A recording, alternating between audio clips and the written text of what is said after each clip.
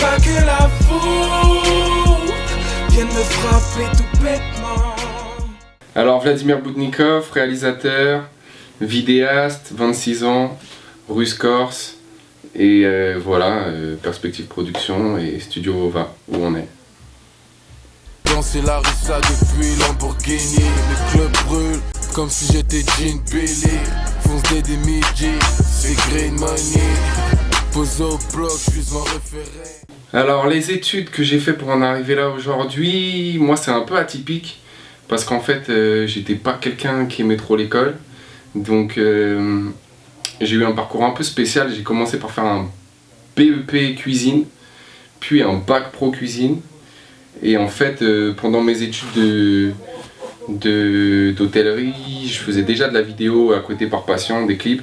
J'avais des artistes qui me demandaient de faire des petits clips. Du coup, c'était une passion au départ. Et petit à petit, je me suis rendu compte qu'il y avait peut-être un truc à faire. Et sorti du bac pro, j'ai fait un concours pour entrer dans un BTS audiovisuel.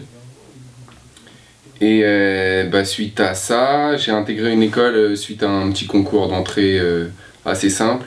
Après, moi, ils m'ont pris surtout parce que j'avais déjà un petit book assez conséquent. Du coup, ils m'ont pris. Après 2 ans de BTS.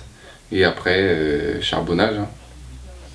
Je suis dans mon Tarantino, plein de tasses dans la limo. 6 grammes de cesse, 12 grammes de weed, 9 mm. Venez me kill, je battrai tous les records, j'enchaînerai tous les deals. Alors mes inspirations et influences, il y en a pas mal. Je dirais que ça vient surtout et des clips plutôt américains, mais surtout des films où moi j'ai beaucoup essayé d'analyser les lumières, la façon dont c'est filmé. Voilà, en gros, c'est vraiment ça dont je tire l'inspiration. Et après, j'essaye, en tout cas pour ce qui est du hip-hop, de faire des trucs différents de ce qu'on a l'habitude de voir, histoire de sortir un peu du lot et de pas faire les mêmes clips qu'on a déjà vu 50 fois. Ça fait mon ice, ça fait ma div, ça fait mon ice, ça fait ma div, ça fait mon ice, ça fait ma div, ça fait mon ice, ça fait ma div, ça fait mon ice, ça fait ma div, ça fait mon ice, ça fait ma div, ça fait mon ice, ça fait ma div, ça fait mon ice. Alors ma configuration en tournage, franchement ça dépend de chaque clip, mais en gros c'est pour les clips où il y a un peu de budget, c'est souvent en raid. Épique, par exemple sur le dernier Tito, non l'avant-dernier Tito, Pourquoi Mama là, Boy Différent, c'était raid épique avec des optiques Zeiss.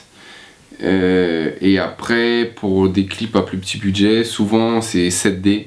Il y a beaucoup de clips que j'ai tourné en 7D tout simplement. Les gens pensent souvent que je tourne en RED, mais des fois c'est un simple 7D.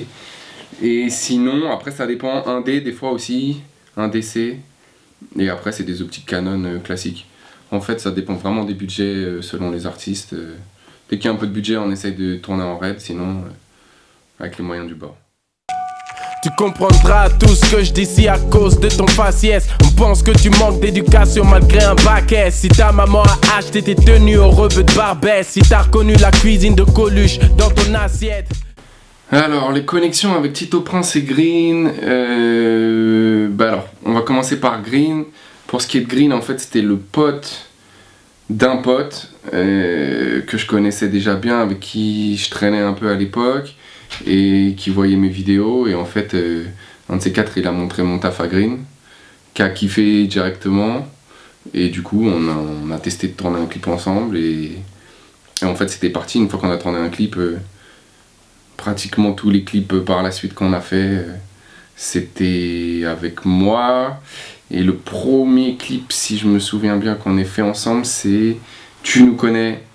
Au moment où il était chez AZ, où c'était en fait, au départ ça devait même pas être un clip, ça devait être un freestyle en studio, filmer un module pendant l'enregistrement de son morceau. Et en fait quand les mecs autour de Green de AZ avaient vu les images, ils se sont dit oh là là, faut en faire un clip direct. Du coup en fait le premier clip, je crois que c'était ça, si je dis pas de bêtises. Et après à la suite de ça, quasiment tous les clips à part un ou deux derniers là, c'était moi. Et après pour ce qui est de Tito Prince, on s'est capté sur le web en fait, hein. sur le web. On s'est parlé, lui a vu mon taf, pareil, il a kiffé. Et pareil, on s'est mis à tourner un premier clip. Et puis le feeling s'est bien passé, la connexion s'est faite, il a kiffé ce que je faisais. Moi j'aime bien aussi artistiquement ce qu'il fait, donc de fil en aiguille, ça s'est fait comme ça tout simplement. J'ai un Godson, tu peux pas buter un Godson. J'ai un Godson, tu peux pas freiner un Godson. Alors, écoute, pour ce qui est de Green, déjà c'est quelqu'un artistiquement que je respecte beaucoup, que je trouve très fort et qui a beaucoup de talent selon moi. Et après, ça c'est pour le côté musical. Et après, pour ce qui est de l'image, pour moi, c'est un des mecs en France qui a le plus de charisme et qui dégage vraiment un truc quand il est devant la caméra. C'est indéniable, même avec des petits trucs simples, t'arrives à faire des trucs vraiment bien. Donc pour moi, c'est un acteur, elle le sait pas, mais c'est un acteur. Donc voilà pour Green. Et Tito, pareil, artistiquement, c'est un mec quinri, il sait exactement où il veut aller. Très chaud. Artistiquement très chaud, et en image pareil, il a son délire, sa façon de bouger, ses gestuels, son univers, et je crois qu'on peut qu'adhérer. Si le réveil est brutal, c'est que tristes sont ses souvenirs. Mais vivre seul ça fait mal, la solitude l'anéantir. Ses rêves n'ont plus ce goût de miel, attachés au sol, comment toucher le ciel. Alors un clip qui m'a marqué, ça c'est une question difficile, je sais pas vraiment s'il y en a. Il y a beaucoup de clips qui m'ont beaucoup plu et dont je m'inspire même parfois. Après, un clip qui m'a vraiment marqué, je crois qu'il y en a pas vraiment, je dirais plus des films. Et là, il y a des films qui m'ont marqué, je dirais Ghost Dog et Man on Fire. Pour ce qui est de la réal, l'ambiance, le jeu d'acteur et surtout l'ambiance et la façon dont c'est filmé dans le film. Je dirais Ghost Dog, Man on Fire, et en clip j'ai des réals que je suis, mais après dire que les clips m'ont marqué, c'est un grand mot. Ou aux États-Unis il y a Colin Tilley, Rick Cordero, ce genre de réals que je kiffe bien quand même, qui sont très chauds. Quelques souvenirs, quelques mots, je n'oublie rien de tout ce qui s'est passé. Et qu'on se baisse le rideau, les images ne peuvent pas s'effacer, car j'ai les miens dans la peau. Alors ma vision sur le milieu hip-hop, ça c'est très dur. Déjà c'est un milieu que je kiffe, sinon je ferais pas autant de trucs dans le hip-hop. Voilà, après je pense que c'est un milieu qui doit encore un peu évoluer, essayer de sortir un peu des terrains battus dont ils ont un peu l'habitude. Je trouve que encore aujourd'hui, même les nouveaux artistes, ils restent trop à copier ou totalement ce que font les quinri, ou à pas vraiment avoir de personnalité propre et d'univers propre à eux-mêmes, notamment en image. Et ça c'est le seul truc que je trouve un peu dommage. Mais bon, je pense que ça va venir avec des artistes comme Tito ou comme même Erwan, autres qui arrivent. Je pense que les choses vont bouger. Mais bon, voilà, en gros ce serait ça mon constat. Et après c'est un milieu pas facile non plus trop d'accès. Et dernier truc, je trouve que là beaucoup trop d'MC sont fermés et ont peur de tenter des trucs qui sortent du commun et de se jeter un peu à l'eau. Je trouve que moi par expérience, quand des fois je propose des trucs avec des artistes que je connais pas forcément, ils sont toujours un peu frileux de se lancer dans un truc où ils se disent comment on va me percevoir, qu'est-ce que les gens vont penser, ceci, cela. Et je pense que sur ça, ils devraient justement s'inspirer des quinri, où pour moi chaque vraiment gros artiste en place, il a sa propre personnalité, son propre univers, son image, son délire. Et voilà, en gros, c'est ça que je dirais sur le milieu hip-hop. Mais bon, avant tout, on kiffe, hein. C'est pour ça qu'on est là. En vérité, j'ai 3-4 potes qui me servent de bouée. Frangin, retiens-moi si demain tu m'as collé. Je suis rien sans vous, et grâce à vous, je suis moi. C'est rien sans vous, et grâce à vous, je suis moi. Alors, si je devais donner un conseil ou plusieurs conseils pour ceux qui voudraient devenir réal, c'est déjà beaucoup bosser même avant de faire des écoles ou attendre des aides des uns des autres, essayer de se faire un peu tout seul. Et beaucoup observer des photos, des photographes anciens mais qui étaient chauds, beaucoup regarder de films, et essayer d'avoir une manière différente de travailler des autres, et après surtout être têtu, pas lâcher l'affaire.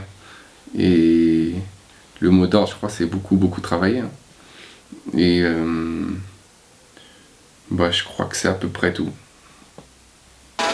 Je connais tout ton CV, la chronique que tu défrais. Donne-moi ton phone, tu es trop bonne. Au moins c'est dit, au moins c'est fait. J'aimerais savoir si tout est vrai. Ce qui se dit sur tes fesses, ça me fait beaucoup d'effet. Caleçon Tour Eiffel. Alors rap and roll, qu'est-ce que ça m'inspire? Je dirais rap et rock and roll un peu dans l'état d'esprit, peut-être un peu différent des autres. Donc moi je trouve ça cool. Je bosse trop hard pour que vienne ce que je n'ai pas. Pour que vienne ce que je n'ai. Je bosse trop hard pour que vienne ce que je n'ai pas. Même si dans mon homme intérieur je l'ai. Je bosse trop hard pour que vienne ce que je n'ai pas. Pour que vienne ce que je n'ai pas. Je bosse trop hard pour que vienne ce que je n'ai pas. Même si dans mon homme intérieur je l'ai. Écoutez, restez connectés, restez branchés. Je pense que 2014-2015 il va y avoir pas mal de petits trucs sympathiques qui vont arriver. Et avec Tito, et avec Green, et avec d'autres que vous connaissez pas encore. Avec qui je bosse dans l'ombre en ce moment. Je pense à Erwan, je pense à Jossman et à d'autres qui arrivent. Il y a une petite surprise aussi qui arrive avec des petits modules vidéo d'une petite série qui va débarquer sur Raw5 qui s'appellera Studio Vova, où ce sera des épisodes avec plein d'MC invités qui feront un titre inédit, et tout ça mis en image au Studio Vova. Donc voilà, il y aura des Hulkari, des Green, des Tito, des Dean Burbigo, des 3010 et j'en passe, surprise pour le reste. Donc voilà, normalement plein de bonnes choses et on essaye de travailler toujours et d'essayer de satisfaire le public un maximum.